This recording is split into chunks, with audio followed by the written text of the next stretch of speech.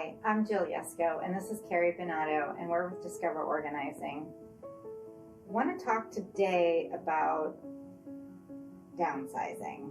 Downsizing is a really hard thing to do, and it can be very challenging. And being a senior move manager, you've probably seen a lot of tears and a lot of frustration, probably dealt with a lot of range of emotions of like, I'm excited to move to the next adventure in my life, to, oh God, I have to go through 50 years or 30 years of clutter in this house or just stuff in the basement.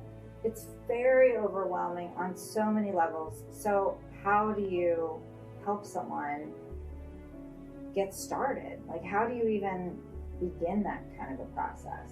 It's a big process. I normally start with building a relationship with a client, a relationship of trust, so they know they have someone that they can go to at any time to ask a question.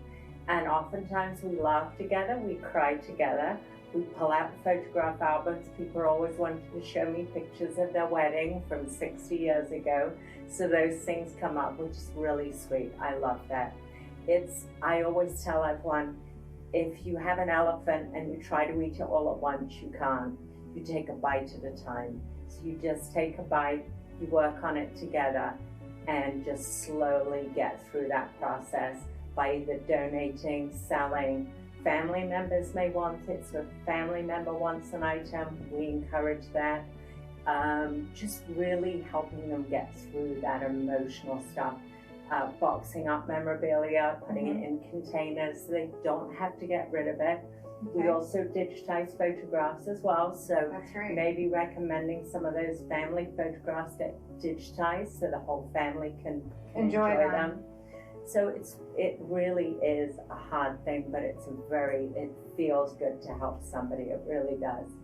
Well, I know you're good at that part, but tell us how to get started on the whole project. Like, where would you actually physically begin? You've had the relationship now, you've had the rapport established. You definitely feel like you're the go-to person for this client to get them through this big transition that they're going through. But where do you physically start in the house? What would you recommend to somebody watching that just says, I don't even know where to go to begin in my house? Well, I would probably go to an easier room to start with so it doesn't feel so overwhelming.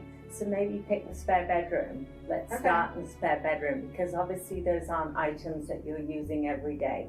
So let's start with the easy stuff. Maybe when you're building up a little bit, let's maybe attack the basement, because again, oftentimes stuff that's in the basement you've already detached from anyway, so sometimes that can be a little easier. Things like the kitchen, we normally would tackle a little bit closer to you moving, because obviously if you have a 12-piece dining set, right, and you're going to somewhere where all your meals are provided, you're not going to need 12 items for your dinner service. That's right. So helping to pare those items down as well. Okay. Yeah, I mean, I think like you said, starting in a space that isn't used very often helps you build and exercise your decision-making muscles, so that when you do have to go into maybe a harder area like a master bedroom, closets and places that you might have stuffed some sentimental things, and maybe the attic, which is just full of memories and witnesses to your life of living in that house, then that can be challenging. So if you keep exercising those decision-making muscles, I think you can get through each room a little better. So thank you. All right, that's your tip for today.